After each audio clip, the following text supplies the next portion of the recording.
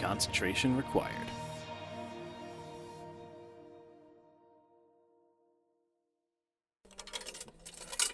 All right. Are you guys now ready?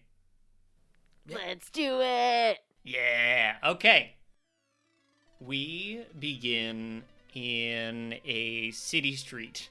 It looks like a city street until we zoom out a little bit and we find kind of a bit more small town vibes. Ratty, we see this paper go flying by on the wind. And as a moment, our camera pauses everything and we see a date. We see 9/17, and this poster is a brown, kind of weathered, beaten up poster that has bright yellow letters on it reading The Utopia. A poster that seems to have been literally scattered to the wind and beaten up as it flies past our camera, and our camera follows this slowly as it flutters down, and a boot steps on it.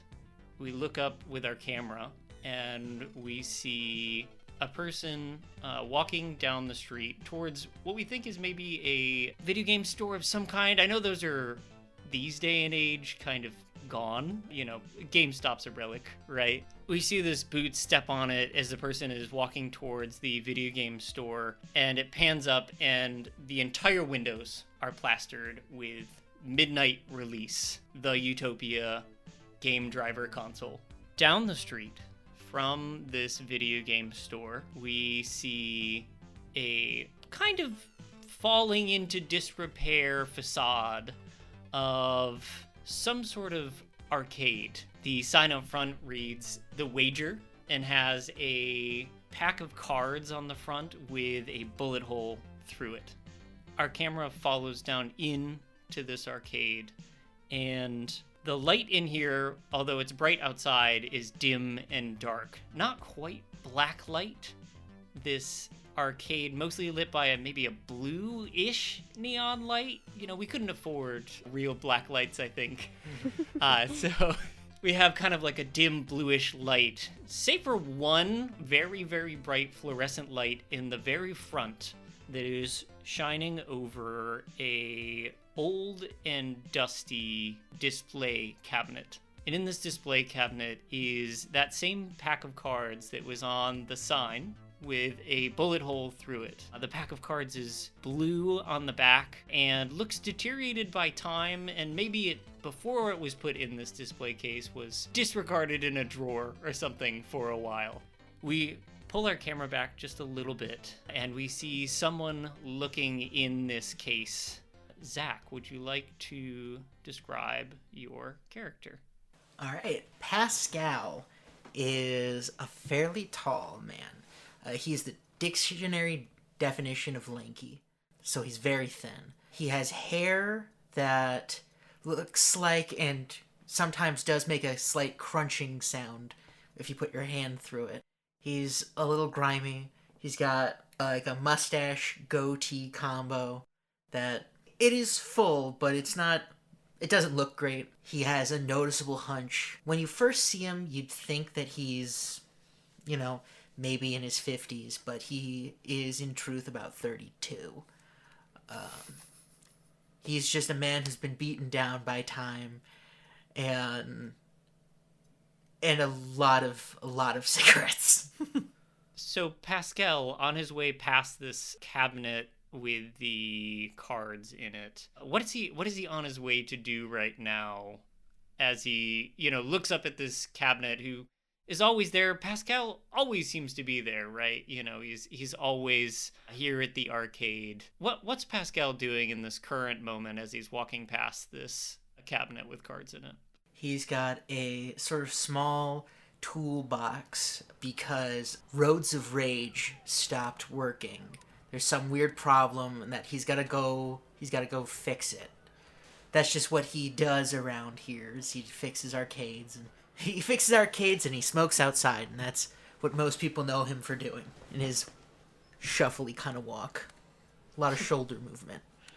I think we see this scene of Pascal walking by, and as he gets to the Roads of Rage arcade cabinet and sets down the tools, our camera quickly cuts across, and it appears we only know that time has changed a little bit because the light bleeding in through the open door has seemed to get a bit dimmer, and it is maybe, evening, starting to get into, maybe almost dusk. And we see at a Miss Pac-Man cabinet a person playing this game. Wendell, would you like to describe your character?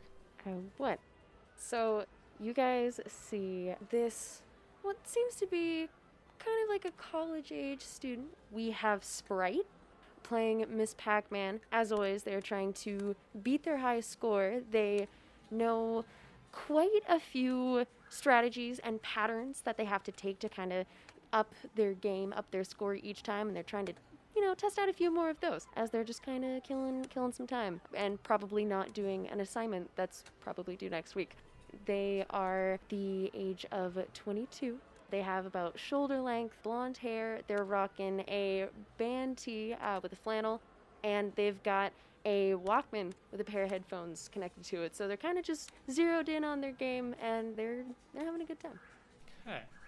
As the Blinky slowly narrows in on Mrs. Pac-Man, and you get the game over screen, we see over your shoulder the classic cabinets only allowed you to put in a 3-character name for your high score. What 3 letters does Sprite enter? I think SPT. SPT. Okay. Our camera, as you enter in this SPT and hit enter, where does this score land on this current run of Miss Pac-Man that you're doing? I think it would place in second. They've had one better run. It's one that's kind of a notorious day, especially among some of the kiddos at the arcade. They like gathering around and watching them try to beat these high scores, and they were very excited that day. But they still haven't quite gotten to that first slot again, so they're a little down. They're a little like, come on, like I thought I had it that time. I think for comedic purposes, this is when Pascal just appears behind Sprite and goes, "Was it Clyde? Clyde's always the one that gets you." It was Blinky, wasn't it? Blinky. Blinky. Yeah, it was freaking Blinky again. You're gonna get it one day. You're gonna get it. Thanks, one Pascal. You always know what to say. Day. He shuffles back off. I just go back to my game. I just put the headphones back on and just, all right, let's do it. As you put those headphones back on, I think we get a little bit of a swell of music as the camera slowly fades out from Sprite. And in a flash, we hear electronic car approximation sounds as a car maybe squeals around a corner. And the screen flashes, and we see a racing game. One person sitting in a chair, and next to them an empty arcade machine that is running maybe a ghost of someone past.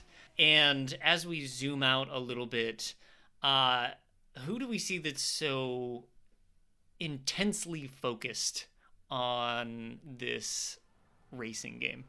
So, locked in, following what looks to be a very consistent line in the race. You see an individual who has short chopped hair, a little bit messy, definitely like center part, but doesn't really put any product in, so wherever it falls, it falls.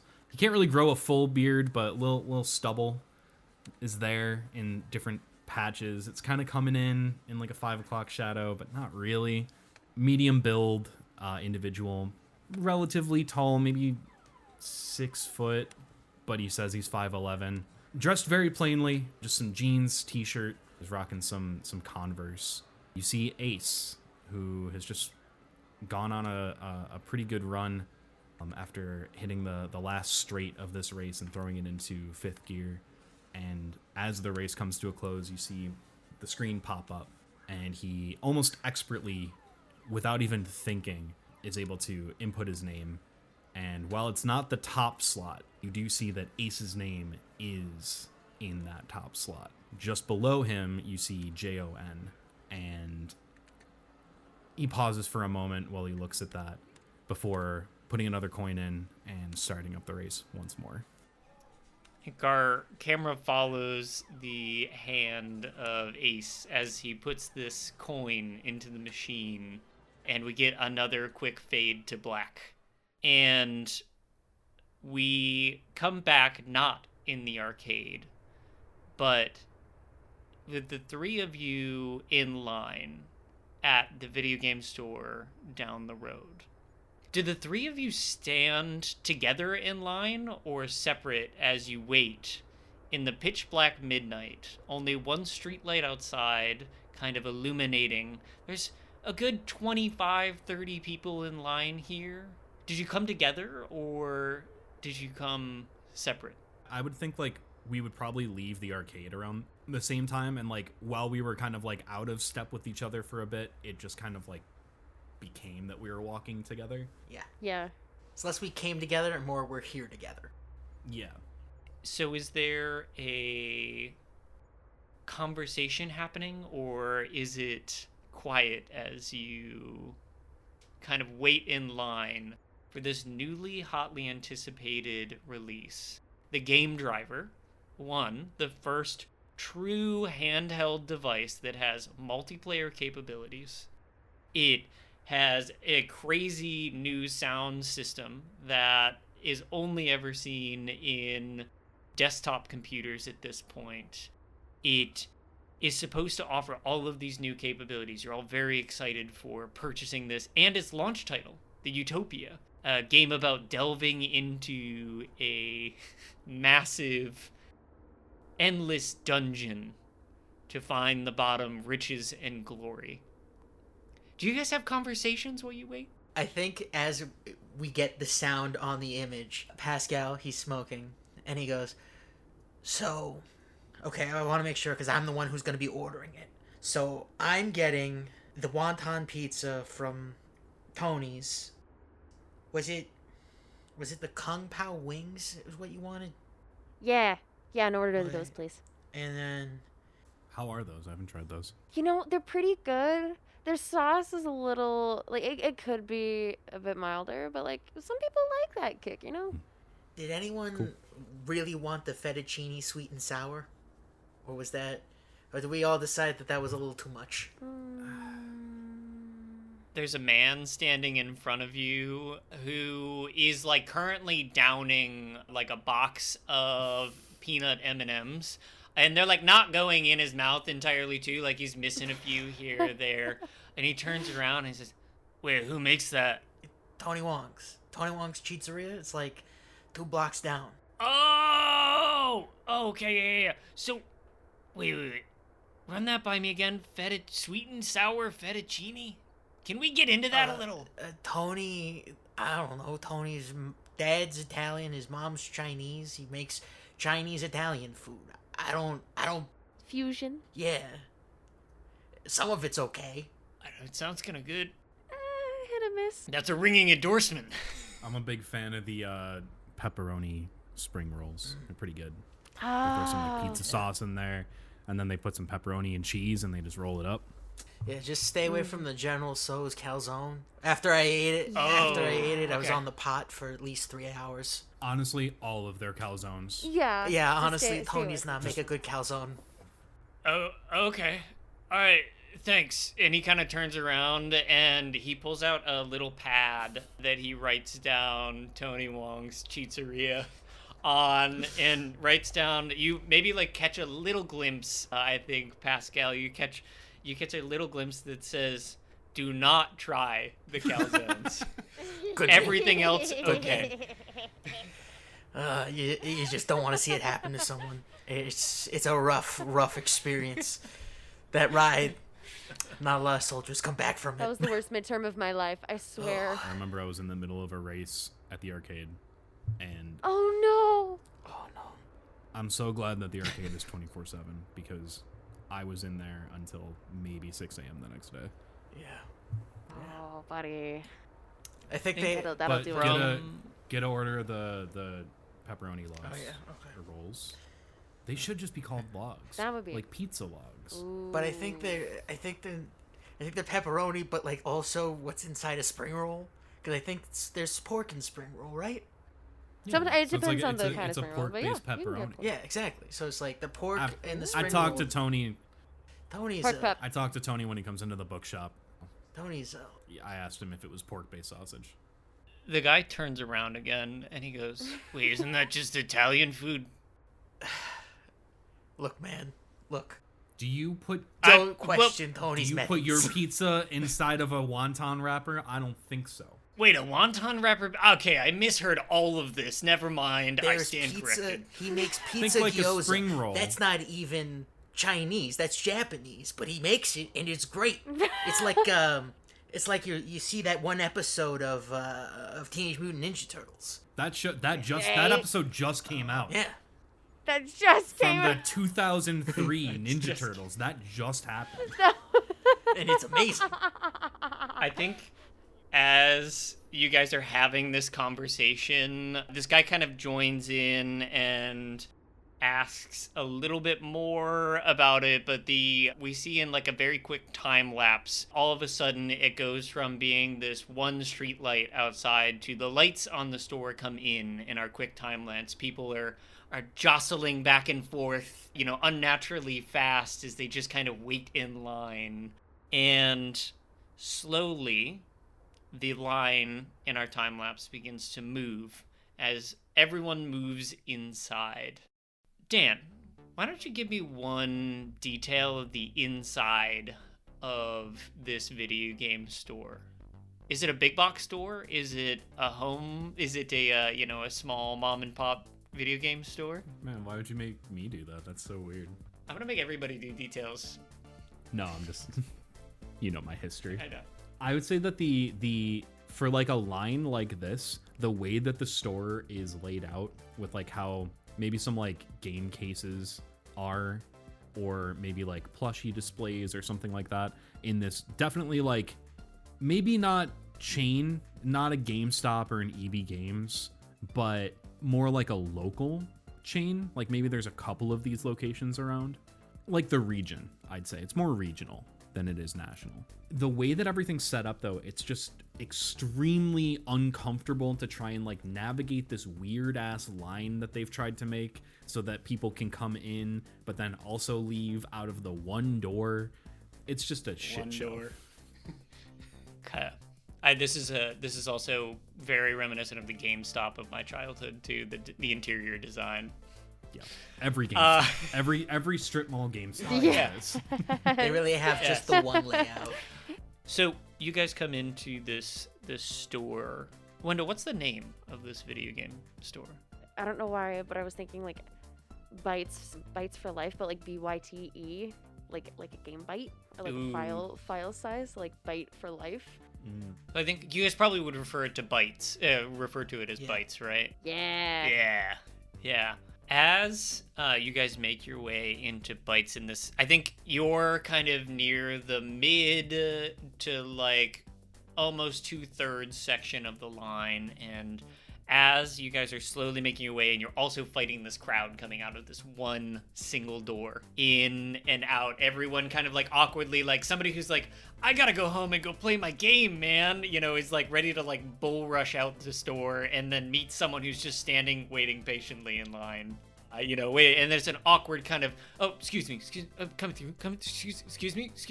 as these people kind of file their way out of this store.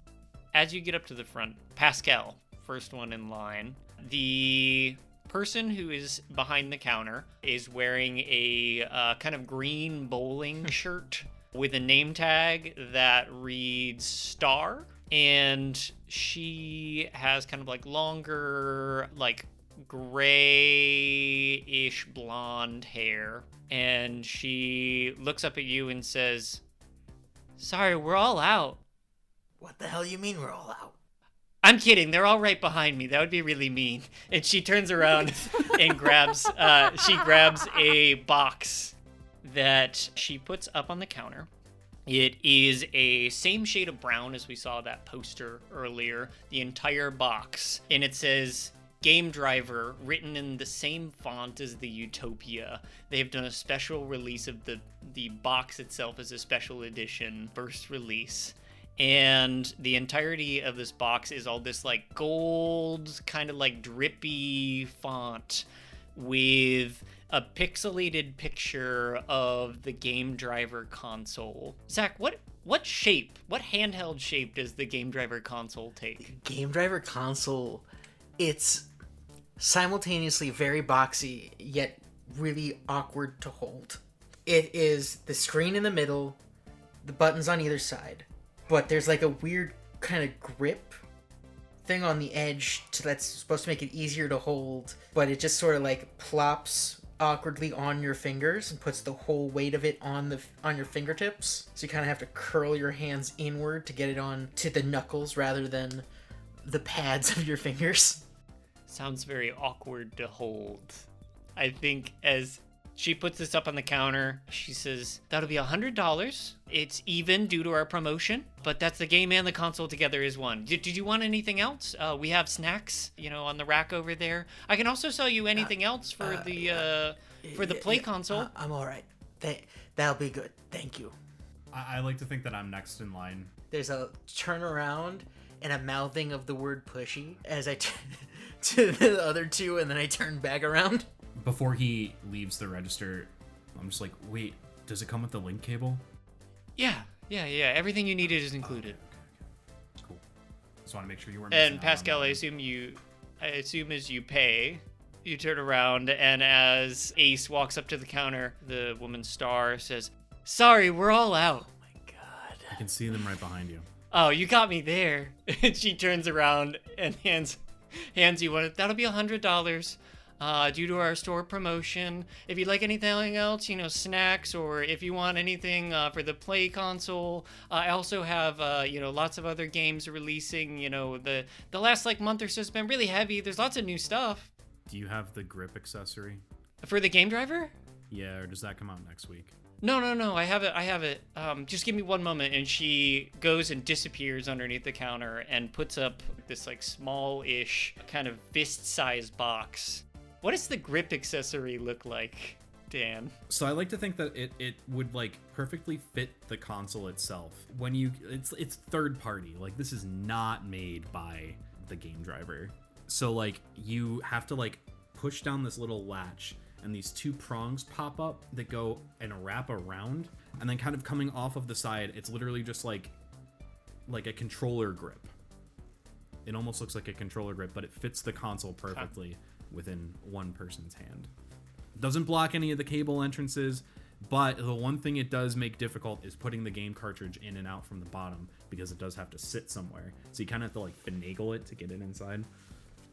Talking from experience, I actually have a Game Boy SP mount that was great. It was awesome, but She's okay. That'll be $125 total. Unless you want anything. Do you want snacks or anything for the Play console? no. Okay. I put the money on the counter. She takes it and rings you up and says, "Well, have fun. Don't stay up too late," and slides it across the counter. Thanks. And then I just take it and walk over to Pascal, where I'm assuming we're trying to... I imagine we're meeting navigate our way outside of on the opposite direction from when the line's coming in. So if it's coming in from the left, we're sitting right at the right exit, and I'm just waiting for you two. He somehow already has a cigarette lit. As you get to the front of the line, Sprite, the woman Star there in a green bowling shirt, she looks at you and she's, "Sorry, we're all out." Really? Interesting. Yeah. Yeah, sorry. Can I ask what's that? Oh, I didn't see these. As she turns around and looks at the entire giant wall behind her. Like I said, there's 25, 30 people in line, and the wall maybe has 100 or so consoles still on the wall, right? There are some that are not Utopia themed boxes, but there is probably a good 50 or so that are still left. There is not as many people in line as there are even the Utopia special release ones. What a time when they used to overstock. She said, "Oh, I didn't see those." She takes one down from the top. You wanted the special edition, right? Yes, please. Yeah, I mean, who wouldn't? It's the same price as the regular one without the game anyway, Right? so. And it just looks cool, so may as well. Yeah. There was some like bad juju around the game, I'm pretty sure, but you know what? It's a free game. So What juju? oh, something about the original developers, their like whole apparently the studio fell apart or something like that before it was bought by GameLabs. Oh. So I don't know what it was, and there was that kind of like I read a lot of GeoCities pages. Oh, of course. And there was a developer that had posted about, being a sound designer and like talking about how bad the like environment was before GameLabs bought it. Oh. But I don't want to ruin the game for you. Don't worry about it. She slides it across the thing too. Okay. Thank you. Yeah, that'll be $100. Do you want any snacks? No. Or I have lots of stuff for the play console. Maybe the accessory. Okay, I'll take okay. the accessory, actually. The accessory? Which one? The grip accessory? Oh, okay, yeah. And she puts one up on the thing. It's $125. Okay. Here you go. I'll probably like hand over To- the payment. That wasn't Ace, by the way. That was just some guy in line who was yelling that out. Ace Yeah. is just like, hurry the fuck up. Please inhabit random people in the world. I need that. And because we're standing right next to the line, there's a guy who's the first person outside that is talking at us. He's like, so yeah, I think that, honestly, that the difference between Street Fighter Third Strike and Street Fighter 4 is really gonna change everything about the meta, and it's just gonna be so... And we're both in that paralyzed nodding. Yeah, dude. Yeah, man. As Blank stare. Sprite comes Damn, out, that's crazy. you see a car on the street. Lights turn on, and the car turns on, and the window rolls down. Somebody reaching over to roll down the window, and as you hear, "Come on, Bradley, let's go. You got your game." And you see an older woman. She's leaning out the window a little bit. She goes, "It's really past your bedtime, Bradley. We went and did this for you, but you need to go to bed, sir." Okay. And Mom. Okay. See you at the arcade this weekend, kid. All right. See you guys. Hi, Sprite. Hi. Bye, Sprite. Wanders off. Was Pascal just kind of like zoning out, or Oh. was Pascal like visibly annoyed in any way? Pascal is simultaneously not even there and incredibly pissed off. Fair, because like Ace, He's a man who contains like, multitudes. as Sprite comes out and like sees this scene unfold, you see that like Ace is definitely like listening but doesn't want to, but is still giving this kid like his undivided attention because he's like, all right, I get it. Yes. I get it. We all good? Where do we want to go and play? What? We gotta swing back Tony's. And, That's true. we could just use the arcade. It's right next to it. Yeah, just grab our food and go. Dolly. Might as well. What took you so long? Well, actually, I was talking with Star, funny enough. Of course, they were out when I first got there, but she said that there was something about, like, bad juju with the game. It's Star. Or not so much with the game, but with the company or the previous. Star will make up anything Company. just to have all the conversation. She's honestly the worst possible person they could have had do the midnight release. I don't know why they chose her, but oh god. I did read something about that though. There was something about. That's what like- they had said. There was something on, like, a sound designer had posted on a web board. Oh, I didn't see that. we see the camera come back in the arcade with a mountain of food. Some in Chinese takeout boxes, some pizza boxes, some custom-made, strange-looking, like they have got a dome on it to like accompany all of these extra ingredients that were thrown on top of pizza dough, or wide as a pizza box. But You think he? I love the How much do you think he pays? I like to for think that these? instead of the little table to hold it up, it's like scaffolding Yeah. to make sure it doesn't touch. There's a serious moment of just admiring this takeout. Like, who does he pay for this? How does he pay them? He's gotta be not taking in as much as he's putting out. There's just no way. On the boxes alone. You think? I mean, And but they're with custom how he's printed. making like Look at- mass portions. You think Tony's a front? But he makes.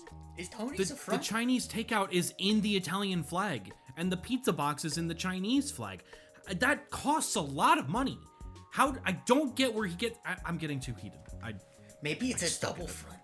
Maybe it's a simultaneously triad mob front.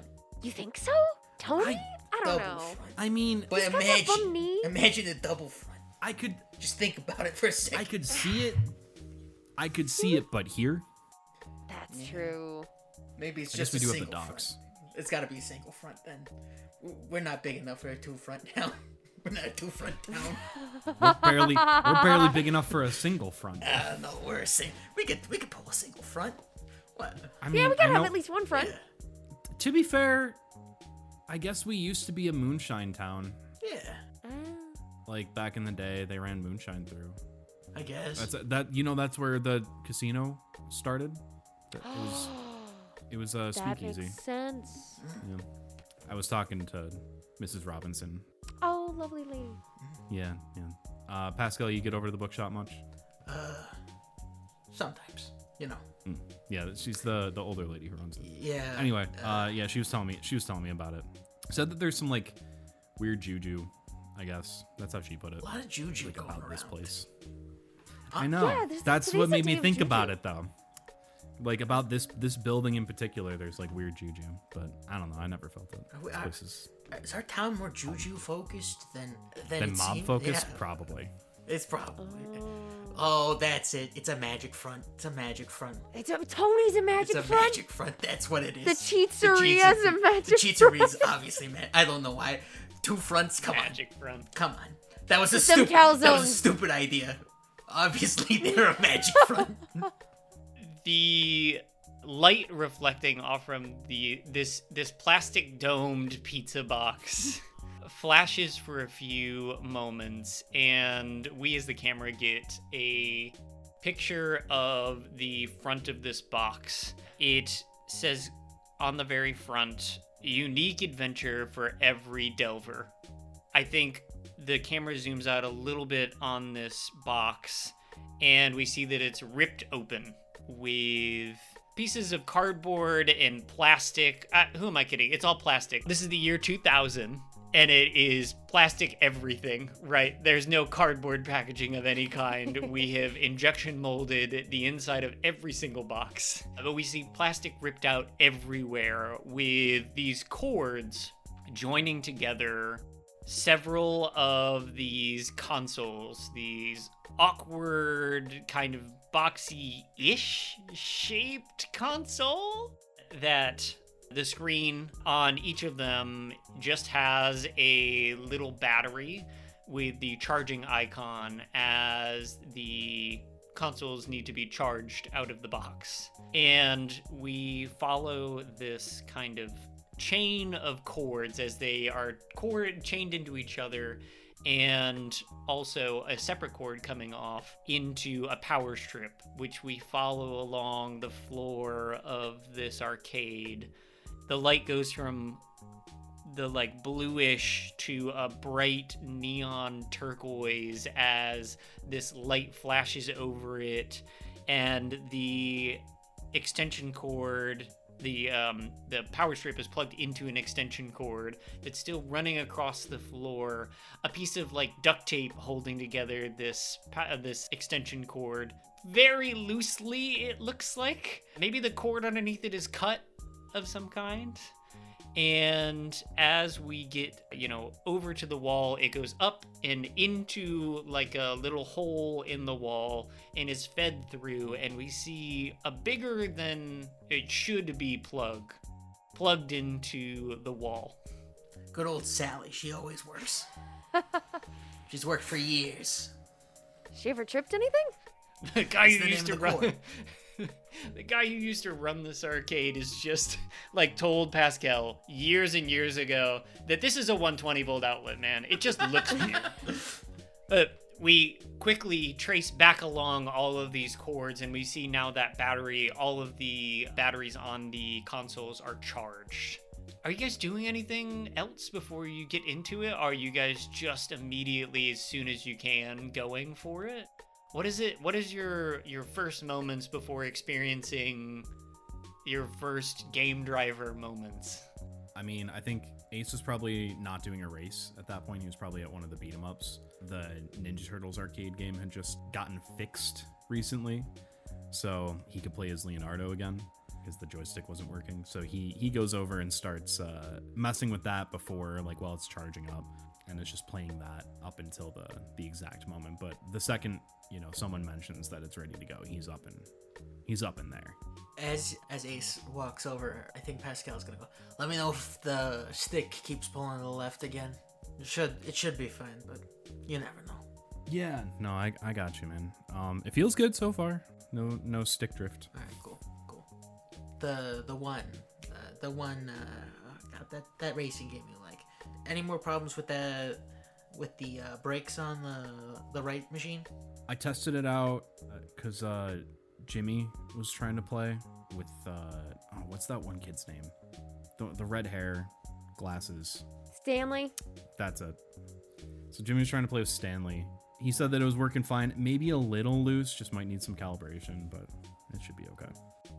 Is Ace lying to Pascal here? About... Because you want the machine to be slightly not working good? Maybe.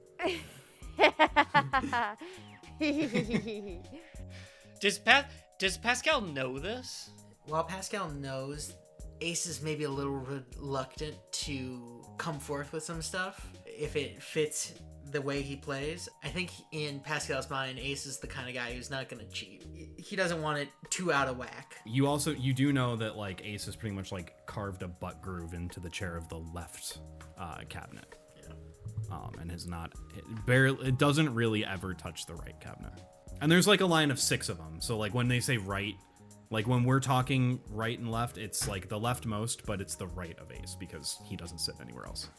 Sprite, what does this moment look like for you? What are you doing prior to the consoles being fully charged? I think as Pascal and Ace are kind of like talking before Ace heads over to play a couple rounds, I'm just kind of like shuffling through my bag, my over-the-shoulder kind of like green bag, looking at different kind of like CDs that I have to see like, all right, if like just in case I want something in my Walkman to like pop on in case I'm like focusing in on the game, or like if I don't want to listen to the soundtrack anymore, they'll probably be focused in on that. But they want to have something in their backup just in case they have to like go like focus mode. So they're kind of just rifling through their CDs, saying like, hey, what album's gonna kind of fit the start of this new game?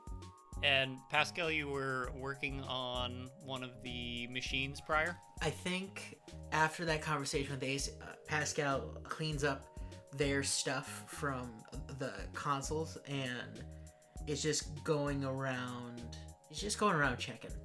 checking on things, making sure that the demos are all running and everything. Is there anyone else here, or is it just kind of us because we're always here? I think that it's the early 2000s. This is the time of home consoles starting to become a thing, right? So I think like the regular crowd of arcades has really died down a lot in the previous few years since home entertainment consoles have become a thing. As the time has kind of gone on, the regulars have thinned out slowly and slowly and slowly. And at this point, I think that you guys are probably the only people in here, especially like on big game release days. You guys, if you're not like interested in whatever game released, because I'm assuming you guys have the Play console as well. I mean, it's GameLabs' first console for the TV. Who wouldn't have that? But if the game wasn't something that you were super into, you most likely would be the only people here on big game release nights. And I think that's exactly tonight's vibe. Which is not to say that this arcade doesn't get busy occasionally, especially when there's things like a children's birthday party, which tends to, keep the regulars out, I think. Yes, I believe for right now, the three of you are the only ones in this space. For every kid that comes in after school and is like a regular here, Ace has been invited to every single one of their birthdays. Does Ace go? Every single one. Okay. I love that. I think that to the contrast, Pascal is to most of these people almost like a ghost. He just appears behind people and is like, and he'll say something that's either cutting or useful and then disappear. So like, So, the three of you, consoles in hand, all hit the power button at once. I think the screen, in this arcade, which is a dark blue, purplish light, the screen is suddenly blinding for you as it lights up in front of you for just a brief second. It is one of the most bright little screens you have ever seen, almost to like a detriment. A very quick little jingle plays as the GameLabs logo comes up. It's a beaker that has the word the words GameLabs inside as if they were liquid pouring out of this beaker in kind of like a pixelated image. And from there, the screen fades and we see the main menu for the Utopia come up over each of your shoulders. We hear a quick little jingle start to play in the background as the menu music kicks in. And this same kind of like title font, this, dripping gold, the menu says play multiplayer, options, and quit. Are any of you guys settings kind of person before delving into a new game? Pascal Absolutely. is definitely not, but he kind of, I feel like he knows the two of them enough to know which one of them is and is not, so he's just waiting. Sprite, as you click into the settings, there's not really much here. You can change the brightness, kind of, but not really. As you like slide this brightness slider up and down, it goes all the way across. It seemingly does like virtually nothing. Maybe it's a tiny bit dimmer. Great. And you look through, there's a brightness setting, there's sound settings to, lower the sound. It has, for the first time you've seen in you think in any game, you see setting for main sound, audio, and music. It's written exactly like that, which doesn't make a lot of sense as you think about it. No, I just look at it kind of like, okay, and then I just keep looking through. I'm also in the settings, and I just like look at the console. Like I just kind of like I have it in the grip, right? Are and you I seeing just kind this of shit? like I tip it, and I see that there's a volume scroll wheel, and then I tip it back, and I'm like, why do they have that? Didn't they make the console? You also, as you are maybe like fiddling with this a little bit, I think maybe Ace, you're the one who find it. As you like tip it back, you like hit the button, even though there's not like any more down. You hit the button and you see just a check mark box that is unchecked with the word turbo next to it. No explanation. That's all it says. Check that. Click. Okay. Is there a text You speed? turn it on turbo? Do you point it out? I'm turning it on. Wait, if you turn and I'll on, just say, do we hey, all have to have it on turbo? And I grab the manual and I'm like, okay, if you put it on turbo, we all gotta put it on turbo. So we doing this on turbo? As you're quickly looking through, it doesn't tell you what turbo does. It just says if one person in multiplayer has to have, everyone must have turbo. I mean, it's a fun challenge, I guess. Okay. Maybe? Okay, then we're doing it on I turbo. mean, I'm thinking turbo. The cable, maybe it needs like specific processing power to go to it. So maybe the turbo like helps that. I don't know. Maybe it makes it smoother? Smoother gameplay? Could make it faster. And I'm all Cross about multiplayer that. experience. As the three of you hit the turbo button, our camera quickly cuts to that piece of duct tape And we just get a little glimpse of just a little zzz underneath the duct tape.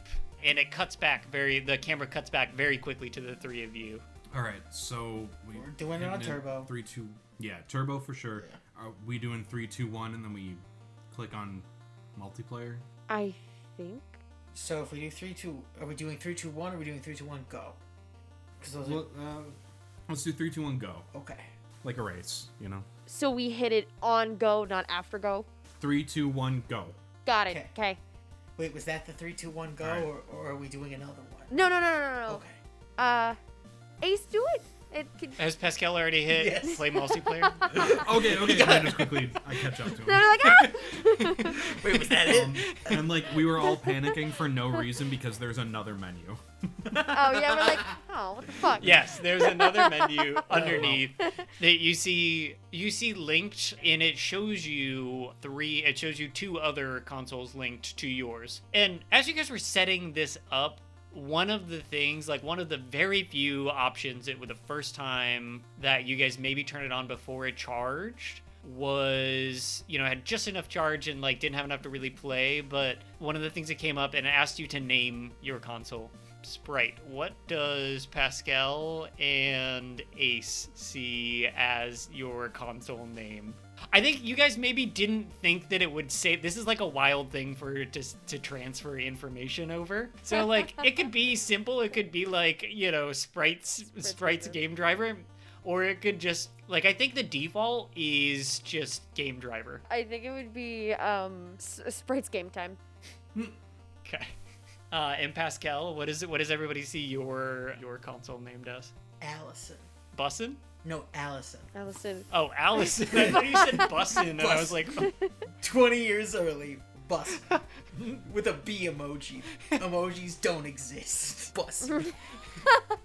It's an ASCII art somehow. No, but it does say Allison. Allison. Okay. And Ace. It would just say wings. It would just say wings. Okay. Does Ace wear his wings just in his casual outfit? I didn't really describe he was wearing a t-shirt, but when you guys went out, he put on a jacket. Yeah. Does his jacket Kind of like does his jacket have his wings on? beat up. Because Well, there's a beat up sorry. denim jacket. No, you're good. And there's just a patch on the left shoulder that's just two wings spread out.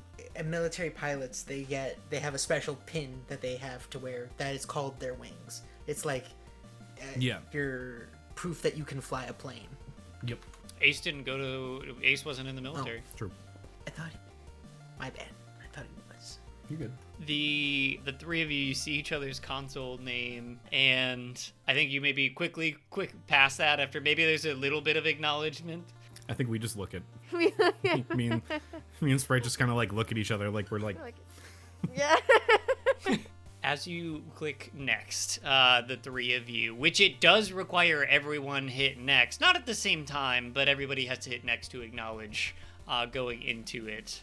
The screen fades into a black as it comes back up and a jaunty little jingle starts to play, very upbeat, hopeful sounding chiptune music. Select your character. As the first thing that appears is a couple of sliders on the left side of the screen that all say things like head, hair, body type, race, class. And then if you scroll down, it has a little bit more information. And on the right, for all three of you, it starts with a blank. When I say white, I mean the color white, nondescript, just mannequin-looking sprite. As a spotlight shows down on this little, 2D sprite. And I think first let's start with Sprite, because I've said it so many times already. As our camera kind of looks over Sprite's shoulders, what's your slider action? Where do you go? What do you do? What's your first go-to on sliders? Is this just physical appearance right now? Yes. Yeah. Yeah. What does the sprite change to? What does it look like as you So click through? as they're clicking through some of the options, the first thing that they go to is the skin color, and they change it from this mannequin white to this almost like pale rose, kind of like pinky color. And then they go through, and the character that they create is a little bit shorter, a little like thin, and they add these wings. They're just kind of not too tall, but they're like medium size. The character still has blonde hair, but other than that, they've got green eyes, pale rose skin, and a pair of wings. Cool. And I think as you're doing this, the camera over your shoulder slides to the left a little bit, and about half we get to see over Pascal's shoulder. What's your slider action, Pascal? What does it look like? So Pascal is the kind of person, he jumps directly past the character creation to the mechanical things. The only option is class. It just goes through and it's the next page is class. You're staring at this white mannequin that then all of a sudden the default one that comes up is Guardian. As this plastic white mannequin gets dressed up in a solid, like gleaming silver plate mail armor. I think Pascal goes, Guardian, no. And he scrolls through, and there's one class that's named Punchist, and it's just like, okay. And then he scrolls back up to the race options and is like, Orc. So he ends up making this very big, tall, like lime green guy that's just bald, tusks, large beard. As you're going through, and this is kind of simultaneously happening with sprites, camera as well, we also slide over one more time and have room for all three of you on screen, cutting diagonally across. Ace, what does your character creation look like? I think that Ace would go down to race first to kind of see what the options are. He doesn't want to like change a bunch of stuff and then nothing sticks. So he goes through that and he finds this dragon person. The game calls it a Dracona. And he's like, oh, I wonder if I can get wings later. So then he starts like looking at the different things, and like the skin tone, an option changes where there's now two tones. So you can pick the outer scale and then the inner scale. So he goes with electric blue for the outer and then like a tan for the interior. Hair options are all different types of horns. So he picks different, like kind of just not crazy looking horns, but there's one that has like a couple jagged spikes coming out and then one spike from the nose, and that's the one he goes with. And then, you know, he looks at the class options and all that stuff, but he's pretty much like wanting to make his character look good, but isn't really focused on that. It's not like a priority for him. As you click through and you look through the classes, which one do you choose? So he sees that there's a bunch of different options, but the default one, Guardian, you know, one of the kids at the arcade, one of the days, some of the kids from the high school had come through, and we're mostly like making fun of people. So Ace pretty much kicked those kids out. And from that moment, the kid that he like helped started calling him Guardian Ace, Defender of the Small, to his chagrin. But he sees Guardian and he's like, all right, fine. And as you select that, with our final selection, Sprite, what is your selection as you click through the classes? I'm going to go with a bard. Okay. They're pretty comfortable with the music vibe, so they're curious to see how it plays out in this game style, because they've seen it in a couple others, but they're just curious as to what the abilities on this is going to be. Okay. I think maybe Pascal is the first one to hit, finish. I think Pascal really just knew exactly what he was going for, so he hits finish, and the screen just kind of goes into a grayscale from where you are. As we see Ace do it, and then Sprite, we see all of your screens go into grayscale, and then the sprite, your chosen sprite, your character, the spotlight and your character slowly slide to the center of the screen. And as you see this, They begin to zoom in towards your character, and it gets higher and higher fidelity to an impressive amount. It's still a 2D sprite. There's a lot of detail and little things in there that you weren't expecting as it zooms in and your sprite takes up most of the character, and then quickly the light disappears and your screen is fully black. What? And as it goes black, we back our camera out and we quickly trace along that wire as it goes to the piece of duct tape, and we see now constant electricity flowing through the underside of this duct tape. It goes back into the wall, and we see this electricity kind of brimming out the edges of this. It's not even a NEMA plug. I want to emphasize it is a weird plug. It's probably some sort of European standard, as it kind of vibrates a little bit with this electricity, and we see a long and very cartoony jolt of electricity come flying up this cable all the way down through the power strip and split. And I think before the three of you realize, you're looking at your screens, and as you do, the screen flashes this bright picture of a pixel art cloaked figure that all of a sudden the screen flashes and you see a skeleton face underneath this cloak. And at that moment, we see this electricity come flying up into the consoles and into you.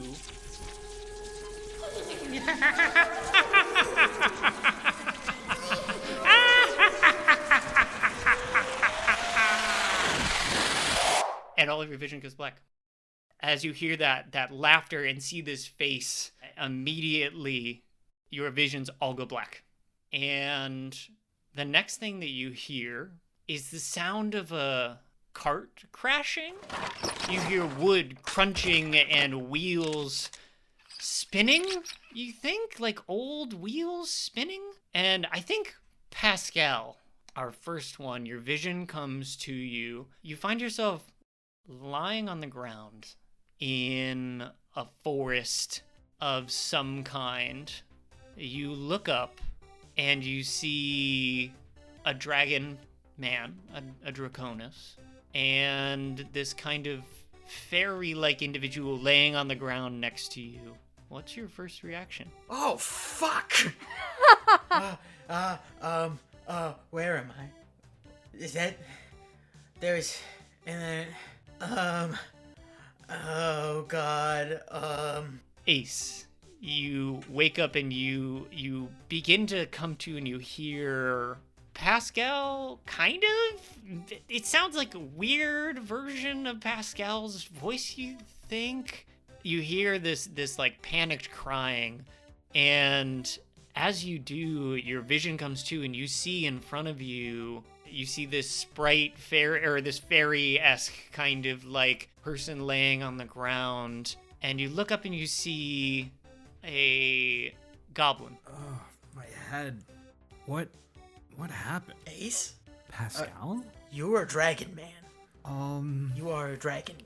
Okay. Do you want to describe what your 3D dragon man looks like, Ace? So, if you've ever seen the picture from, it might have been one of the pre-made adventures, maybe Storm King's Thunder from D&D. There's a blue dragonborn like paladin, I think. You can kind of like see like the fins jutting out back where there's spikes right up along the side. The nose horn is very pronounced, but it doesn't seem to be blocking any vision for him. He's wearing this like silvered armor, and is on his back is strapped a giant two-handed sword. As he stands up, while Ace is like, 6 foot-ish, he's easily 6'5" in this form, and is like towering over Pascal. He almost like gets vertigo for a second as he's like, oh, too high. I'm not high, am I? I might be. Why does my voice sound like this? Pascal, as you see this dragon man stand up, sounds like Ace. You look over and the fairy person seems to start stirring. Sprite, you wake up and you looking, I think maybe laying on your back. Your head hurts. You look up and you see kind of towering over you this blue dragon man. And you look over to your left. And Zach, would you like to describe Pascal's current form? Pascal is currently a goblin woman. I would say there's a little writer's poorly disguised fetish about her. Long black hair, pretty like simple clothes, weird amount of zippers, especially for a fantasy setting. From this body is still the voice of Pascal, still this like chain smoking 30-year-old man. Pascal, why are you thick? What? And he looks down for the first time, and it's a full right on right, left on left, both on, let's say, the bottom, and goes, oh god, oh, it's gone, where'd it go, passes out. It's gone is wild. It's gone. It's gone. Out. To be fair, if it was gone, you'd freak out. As Ace, you look at this now goblin form of Pascal. You look over and you see this stirring fairy person. Wenda, would you like to describe Sprite's character? So Sprite is starting to come to. Their head is definitely hurting them a bit. They're confused and they're looking around. They see this goblin Pascal on the ground and this dragon man, very tall, in front of them. And as they go to kind of like look around, they kind of see out of the periphery the glitter of kind of like opalescent. You can see light through it. So as they're kind of like taking in the surroundings, these two people, they're like, what? No. What is happening here? Where are we? What the fuck happened? That's such a good question. I have no idea. What? Okay. What? Pascal is What? still unconscious. As you guys are looking around, you look in this space. Behind you is a shattered and broken cart, kind of inexplicably in the middle of this clearing. And you look and there is boxes scattered everywhere in this clearing. Also, a path directly forward in front of you. Road-sized, would be big enough for this cart to travel down had it still been in one piece. No animal in sight. But this path going forward, laying with a box broken, is a large gold filigreed leather-bound book with a like red sort of square on the front of it with the letter Q scrawled in gold. Obviously, whoever wrote that wanted to be anonymous. I think this is the point where Pascal comes back into consciousness and goes, okay. I've never been this thoroughly emasculated, or this literally emasculated. I was gonna say, I don't think you can be anymore. Any more than Pascal. Yeah. It's okay, bud. Hey, no one's gonna see this except for us. Maybe. Actually, I can't promise that. I have no idea where we are or what this is. Or what's happening? So there's a cart. Okay. Yeah, I think we box. should Deep ignore it. breaths. And the box? I'll just move past it. It's fine. Well, I think Pascal gets up, walks over. The two of you see Pascal's walk cycle incredibly like exaggerated hip movements. Like, And one he's like, hip is like... boom, boom, boom, boom. And That is not how women's bodies work. No. exactly. Exactly. That's the- that Because is it's the early joke. 2000s that is game very design. early 2000s. Yeah. Yeah. As he passes you, he stops. He goes, if we make it out of this alive, and the two of you say anything about this to anyone else, they will never find you. Got it. Cool? Sprite, I think Pascal might have been part of the two-front mob. I think that's why he knew so much. I think so. Okay. Maybe. Book time. Yes, let's go and find what's in the book. I just kind of like make it so that he doesn't realize that we were whispering about him, and then head over there. I feel like it's Pascal knows you're whispering about him, but is cool with it. If that's the thing you're whispering about and not the thing that he's feeling super self-conscious about, then he can live with it. Fair. I think as the three of you stand and start to look around at this clearing and walk maybe over towards this book, It is an impressively bound book. It looks immaculate. You pick it up. Who's picking it up? Anyone? I can pick it up. After you. Okay. Sprite. As you pick it up, you feel like the craftsmanship on this book is exquisite. And you maybe look at it as you begin to open and look at the pages. It bursts out of your hand. Whoa. And flies up between the three of you. And the book, as you hear this voice, begins to flash in time with the book as it speaks. And it says, "Hi, I'm Quip. I'll be your tutorial." Oh no. Quip? It's a terrible name. It seems you had a nasty crash there. What? I think we gotta kill this book. All right, Quip. Any questions you have, I'll answer. How did we get here? Where is here? It seems your cart has crashed on the way to the Utopia. I feel like that answers. Nothing? That does answer our question. Technically. These woods are dangerous. You should get moving. Quip, what is the Utopia? I'm glad you asked. The Utopia is a dungeon. Many people come to raid and take all the gold and glory they can. Isn't that the opposite of a utopia? Well, I guess it depends on who it's for. that's But true. if that's It has no if answer. that's the Utopia, and I look like the thing I'm... Guys, we're in the game. Okay, but why am I Wait. this? I don't know. It But- seems that's what you've chosen for character creation. If you would like to quit out of the game and restart, you could. It is easiest now. What happens if we quit? Why do I feel? No response. Okay, Quip. That's if ominous. we quit out of the game, does our character get deleted? There's no response. Wait, before we think about any of this, I'm just gonna concentrate so hard and think, pause. Is the world still moving? I mean, you're just kind of standing there? So this Okay. game is a game, but only when it's If a I game. can't pause, then we probably How- can't. how- Oh, God. Oh, God. I'm sorry. Wait, does time But move? how did we get in the game? Was it that plug? There's... Sally? Are we? No, wait, guys. Was it No, Sally? I think Hey. I know what's going on here. Hey, I you think... keep Sally's No, name out of okay, your mouth. I'll keep Sally's name out. We all had some of the pizza gyozo, right? I Right? mean, yeah?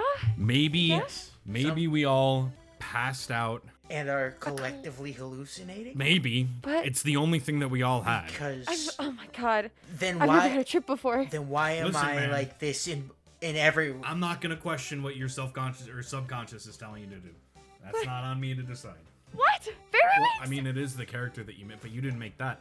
But I made this. And I made this. You did, but I why didn't why make for us, this. but not for you? But These woods are dangerous. You should get moving. Shut up, Quippy. Wait, we have the grips. we have the accessory grips. We got the. We have the accessory grips. Wait. So maybe that made it so that we didn't get the full. Okay. If that's what No, happened. no, I definitely... Okay. Then it has I to be the mean- grips. No. I guess... Maybe if something happened with the food and while we were playing the game, we didn't have our hands directly on it. Maybe because you were just holding on to the But- thing. So I don't spend $25 on an accessory that doesn't need to be there, and now I have tits. That is Oh what no, you're saying. my steak is too juicy and my lobster too buttery. These woods are dangerous. You should get moving. Shut the All fuck right, up, Quippy, where do we go? Down the road. Do you want to get your belongings? Down which way? That way or that way? Down I the guess road. we need to get our belongings. Where are our belongings, Quippy? They're probably in the cart. Oh god. Okay, let's go to the Quippy. cart. The book flies behind you as you Oh. walk in any direction. It flies between the three of you. And with no, there's the pages inside of this book are completely blank. It just when it talks, the lights just like blast out of it, and as you're kind of flying around, or as it's flying around, it says, "Remember to ask me any questions you might have." We have, Quippy. Let's just get our stuff and figure this out. But if these woods are allegedly dangerous, we should get a move on. Yeah. Let's go do in start the looking remains through the of rubble. area. In most of these boxes, you don't find very much of anything. I think Ace, you're the one who finds this. You are walking around the side of the cart, and there's a small little box on the ground that has a skeleton keyhole in the front. And it's a sleek black, perfectly, like, it is undamaged, unblemished, perfect, like not dirty in any way, shape, or form. Like little tiny chest, about 2 inches to 3 inches tall, and 6 inches across, and has this pitch black skeleton keyhole in the front. It looks like it's made out of something like maybe obsidian or something along those lines. But that's not the only thing that catches your eye. Okay. You see underneath the cart there is a crushed giant rat. Ew. Hey, guys, I found 2 things over here. What'd you find? I found this, and I hold up the little chest. Ooh. And then that, and I point underneath the cart. That is a dead rat. What kind of rat is that? The big kind. But why is it? What is that coming from its mouth? What is It's a coming from rodent its of unusual mouth? size? But why is it green? There's What? some sort of green ichor coming out of its mouth. It's still kind of like slowly trickling out. It's clearly dead. Like, don't get me wrong, this thing's clearly very dead. Ew. Well, it appears we have fallen into a cavalcade of horrors from which man is not supposed to know. I'm glad it's dead, I guess. I guess we wouldn't go wanna down the fix road. that thing living. What's in the box? I don't know. There's a keyhole. I don't think I have a key. Quippy, how do I access my inventory? I see that you have found your key box. For right now, you can't access it. But when you get to town, you may be able to. It's just a box of keys? What if I put the box key of for key this box things. inside of the key? The key for this inside of the box? You knew what I meant. Shut up. I just got turned into a dragon man. I think I have one fuck up in what I say. Shut up. No, Sprite, keep going. Laugh at it. Laugh more. All right, Toe Tits. I swear to God. You brought that one on swear. yourself. This is gonna be a long journey. There's no god here. These woods are Why am I- dangerous. Quit You should get me. moving. I like Oh it. my god, Quippy. What other equipment do we find? It's like the circumference of my hips is like my height. It's insane. I mean, I'm not that tall, but Oh still. my god. I know exactly, like, I could literally just type in, like, female goblin art to Google and get exactly Oh yeah. Pascal's character. But of course, Pascal's female goblin is fully grown but short, as Yes. goblins are wont to do. Do we find anything else?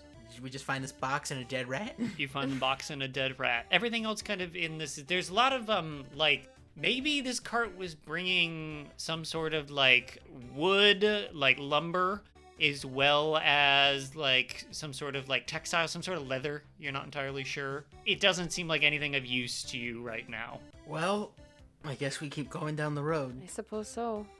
All right. Then the only direction is forward. As you are walking down this path, Quip following behind you, slowly just kind of like floating. There's no motion up and down, left and right to how Quip is floating. Just straight up, just kind of slowly levitating. No wind, no nothing, no changes of the pages. Just open book following behind. As you're walking down this road, it is a dark forest. As you're walking, it's getting darker and darker and darker and denser and denser and denser. The gravel under your feet kind of changes into a dirt road that then turns into a dirt and root-laden road. That it would be, if you were in a cart, this would be wildly uncomfortable to ride on. It would be just jostling up and down and left and right and all over the place. And as you are going down this road, you suddenly find yourself in a little bit bigger of a like clearing than you were in before. It's, about 25 feet across. That the road kind of like opens up into this little like hollow almost. No light coming in from above really. It's very dappled shade from the trees above. As you get to this clearing, you hear from Quippy, "Oh no!" And instantly from the bushes jumps into it 3 rats. One bigger than the others. It has large, sharp, jagged teeth. Their tails, the one on the right its tail is kind of, mangled and almost bobbed. The one on the left looks younger and a little more pristine. The one in the middle, big, scarred, seen a lot of fights. And from behind you, you hear Quippy say, "Press A to attack!" What? So almost immediately as all of that happens, like without thinking, Ace has already put himself between his companions and whatever these are, like sword out, ready to go. And like for a moment he's like determined, and then he's like, wait, why did I do that? Wait, I don't I don't even like these guys. These rats are just kind of standing in your way. They're not necessarily attacking right now as they stand here in this perfectly almost round, hollow bump out in the road. What do you guys do? This is our first combat, I suppose, because in Daggerheart we don't have initiative. We just go for it. Whoever wants to act can act. And I say that I get to act whenever I want to. So, well, I gotta spend a fear, which is, for our visual listeners, in Zach's screen there, we have a fear counter for me. Until we fix that, and I'll have the fear counter. Is there a way around? Can I try to see if there's a way we could get through this without having to fight these rats? As you are looking at it, the rats are just kind of standing 3 across, big one in the middle. They are standing directly in the road. And then as you're kind of looking at to go around, maybe Quip behind you says, "Press A to attack." Are we pressing A to attack? As you say that, the rats start to walk forward at you. Oh, no. And slowly, the one in the middle, coming straight towards Ace, is just going to run up in front of you. Are you going to do anything, any of you guys? without really like thinking much on it, I'll just like slash out with my sword. Would you like to make the first roll of our campaign, Dan? I think I would. Let's do it! So, for those who are unfamiliar with Daggerheart, 2d12. 2d10. 2d12. Oh, it's 2d12. You're right. 2d12. You're right. Hey, when you're right, you're right. I'm always right. Problem is, what's the number? How do you set that? You're rolling both of those together. You're rolling to hit with your sword. Okay. So you're going to add your bonus, which I can pull it up. This is going to be my hope die. Okay. Light blue. This is going to be my fear die. Purple? Like bluish with purple. All right, here we go. Yes. So that is a fear 12 and a hope 9. Okay. So that's going to be a total. This is going to be with your strength, right? You're using your greatsword. You're using your greatsword, so you're going to add your strength bonus. So you add both of those together. So how we should do is just add everything together. Cool. And then tell me with hope or fear, depending on which one rolls higher. Okay. So it's going to be a 14 with fear. 14 with fear. So my fear goes up by 1. As you strike at this big one in front of you, you do hit. So as you slash into it, you're going to roll a d10 plus 3. Okay. It's going to be 7 as Ace just kind of takes this, like, for like a normal person, a massive sword and swings it almost like it's no problem.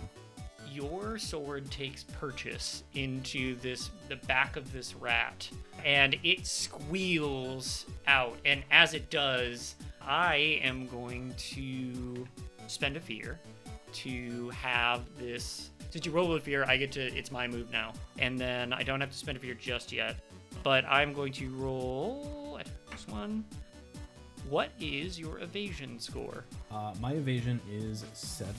7. Okay. As it gets a sword like slammed into its back, taking a decent amount of damage, it squeals and then goes to take a bite at you and just happens to miss your leg as it squeals out loud. The other two I'm going to have come out and around. I will spend this sphere that I just generated to come out and around, and one comes and focuses on Sprite, and the other one comes and focuses on Pascal. And you can go in whatever order you guys want. For now, I'll be really lax to remind you guys that you can go whenever you want, but technically the rules are when everyone looks to me for what's next in combat, I get attacked. Understood. Okay.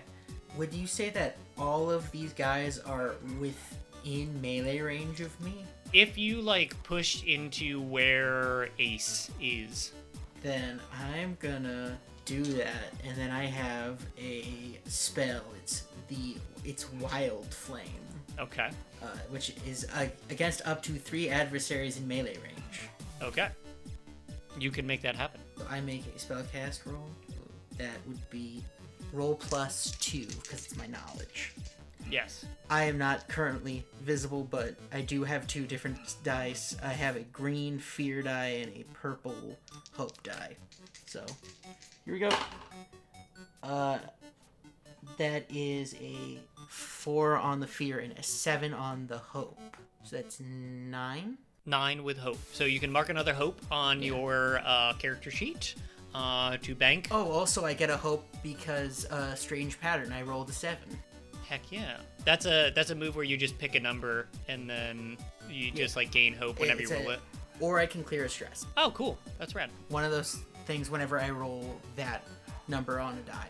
Describe this flame coming from Pascal. So Pascal brings his hands towards his chest, and a little black fire appears between his hands, and he doesn't say this, the character says, bippity boppity boom, and the flame shoots out toward all 3 of them. Amazing. So it is 2d6 magic damage in this. And in Daggerheart, there are only 2 types of damage. We have physical and magic damage. We don't do any of the other stuff. Rad. Yes. That is 3. 3. I think Sprite, you see this bippity boppity boom happen in front of you, and you see flame emanate from Pascal out in each way. On either side, the 2 smaller ones are gone. Evaporated, Bro. dissipated. Okay. Holy shit. I was not expecting that on a 3, but let's go. As that happens, the big one in the front, who looks now singed, looks up and hisses at the 3 of you and backs up a little bit, kind of looking like it's cornered a little bit until it isn't. It jumps forward, and I'm going to spend a fear to have it attack right now. I am going to have it come flying at... I think it's going to come flying at Pascal. Pascal, what is your evasion score? 11. 11. Okay, so I rolled a 14, so it's going to hit as it comes flying forwards at you. I think maybe through the flame, it comes flying at you. And Oh no. you... So I rolled a 7 plus 2, 9. Okay, so in Daggerheart, we have damage thresholds. You're going to have 2 that are written on your sheet. It's going to be minor. So it's minor damage, major damage, and severe damage. Minor damage is anything underneath your first threshold. Major damage is anything under your second threshold. And then severe is anything over your second threshold, or anything that is or over your second threshold. So it's a meets it, beats it for thresholds. It goes 1, 2, 3. So I rolled 9 damage. So where does that land in your damage thresholds? So I'm actually going to step in the way, take a stress, and the damage goes to me instead. How do you do this? How do you you take this damage instead? So I see it lunging out. Again, without thinking, I put my body in the way. I'm going to spend an additional fear as it lands into you, Dan. That's going to take the damage to 14. Where does that land in your thresholds, Dan? So that is major damage. I do want to. So I'm just going to read this ability. Yes. The ability is I am your shield. Yes. When an ally within very close range would take damage, you can mark a stress to stand in the way and make yourself the target of the attack instead. When you take damage from this attack, you can mark any number of armor slots. Yes, because normally you can only mark 1, which if that puts you in the severe, marking 1 armor slot reduces it down to major, and then another one reduces it down to minor, and another one reduces it to 0. I think I would still take the damage. Okay. But I'm just going to mark it down to only be minor damage. Minor, so you can take one hit point damage. Okay. So I'll take the 1 damage, and Okay. like as I jump in the way, the armor that I'm wearing, it's like it's not the best. It's decent, but it's not great. And as it hits me, I can feel the crush of the teeth going into the metal and then going even past the scales that I have below, and I feel them crack under the pressure, and there's a legitimate like yelp of pain as the teeth find its mark. You just hear ah. As the rat kind of like backs up a little bit after like crunching through your metal and scales and hurting you, you see some of that green liquid kind of goop out of the hole that is in your leg now.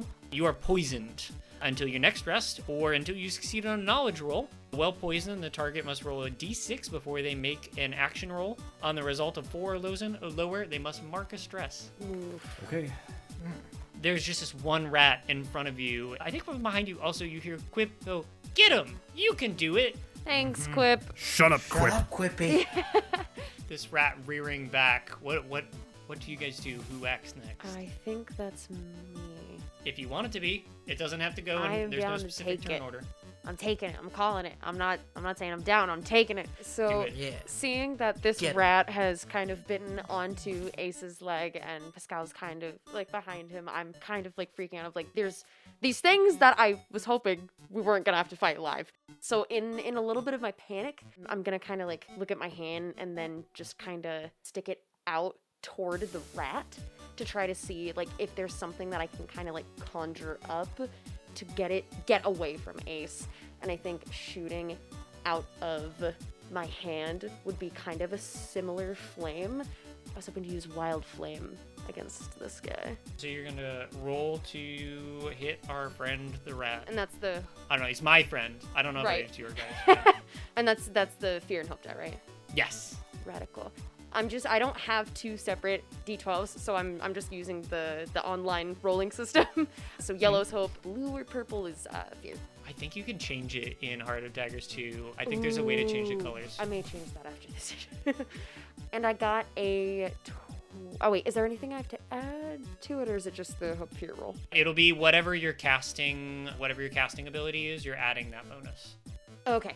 So it'll say on your thing, it'll say The like presence. Yeah, okay. So you're gonna add your presence bonus. So I got a 14 with fear. 14 with fear. Okay, that succeeds. Your flame takes purchase in this rat. And would you like to go ahead and roll damage? Yes. 2d6. Sorry, can I just ask a quick clarifying question? Because Yes. I am the keeper of the fear at the moment. Because she succeeds with fear, you get a fear, Yes. right? Technically, I would also get to Okay. go next in combat, but she's rolling damage, and we'll see where that goes first. So I got a 4. A 4. Perfect. As this flame blasts out from your hand, the rat disappears in this burst of flame. It covers it entirely, and like the other two, there are no remnants. There is no any sort of body left behind. And it takes a few seconds, and then you see a little bag floating off from the ground, perfectly round on the bottom, just kind of floating a little bit off from the ground of where the rat was. Magic bag. Does anybody grab it? Magic bag, green rats, flying hat. I have tits. Magic bag, giant rats, flying I hat. have I tits. have tits. That's a bars, dude. Those are That's bars. a crazy verse. Oh my god. For a period of time, Pascal's just gonna be going through You're it. using your new He's just- tits. Something's to gonna happen. He's get gonna be the like, bag so you can get rid Kill of these the giant rats. rats. Ace, were you the only person that took a hit point during that? Yes, Ace was the only one who took damage. Where we're kind of like out, do you think I could use a ability to clear that hit point? Sure. I'd like to use relaxing song if I can to heal Ace of that hit point. I'm gonna see the fact that like he just got hurt, the rat's dead, but I'm like my focus is more like, oh my god, is he okay? Like we don't know what that green goop is. I don't want him to get infected. I don't want him to get like rabies or something. I don't know what's in this world. Rabies. That'd be a wild thing to just be like fantasy game. You You have have rabies. rabies now. Uncurable. Yeah. Uncurable So, rabies. at the risk of cementing myself as Pathfinder guy, Pathfinder rabies is a disease that you can contract in Pathfinder. It is 4 stages, and the 4th one is, of course, God. dead. You know? Of course, Pathfinder's got everything. Yeah. It also has the Black Plague. If I can, I'd like to use a relaxing song now that we're kind of out of this. I'm gonna, for some reason, my natural instinct is to like reach toward my back, and I pull out this kind of like medieval bass or like mystic, like fantasy kind of like bass guitar, and I just start strumming, and I'm like, I don't know, please be okay. I don't know what's going on. Where the fuck are we? The base of yore. I have a question for both you and the GM here. You had your Walkman on at the time. Oh. Would any of like the songs from the mixtape have made it into like how you're portraying this music? Tell me.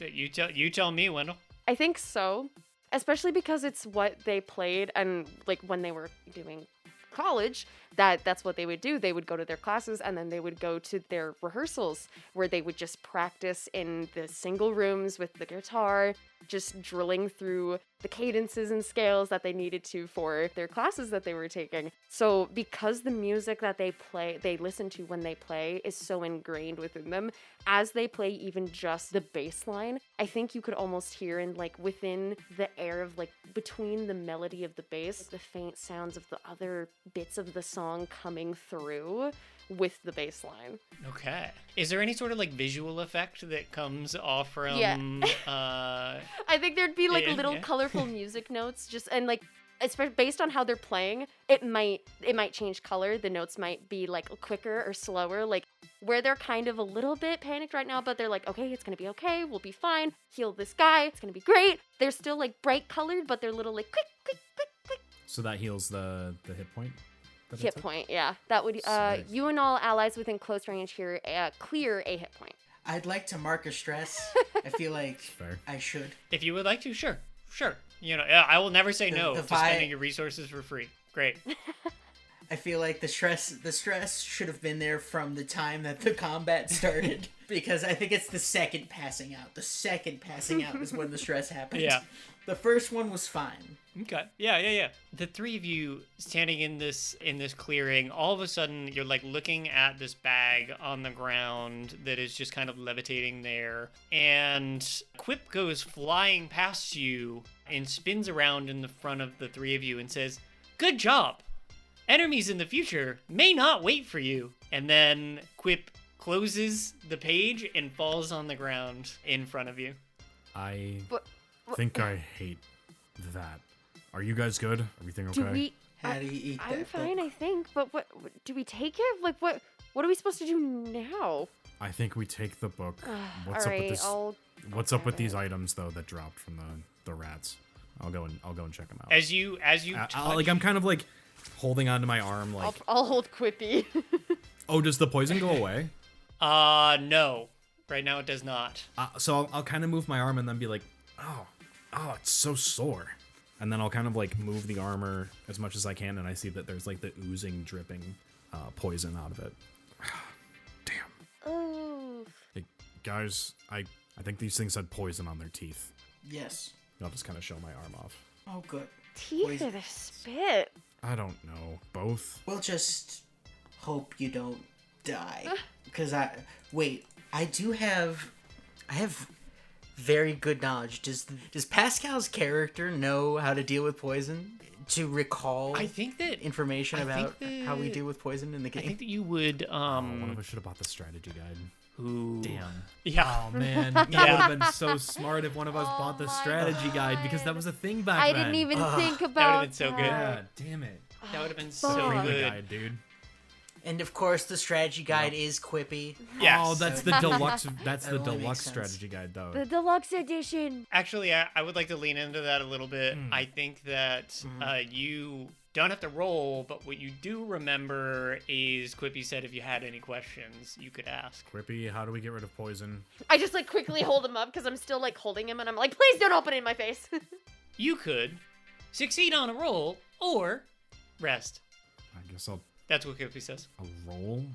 What are we doing? D&D 3rd edition? You guys would know that on the back of the box, one of the things that Utopia had advertised was a deep and realistic dice rolling system.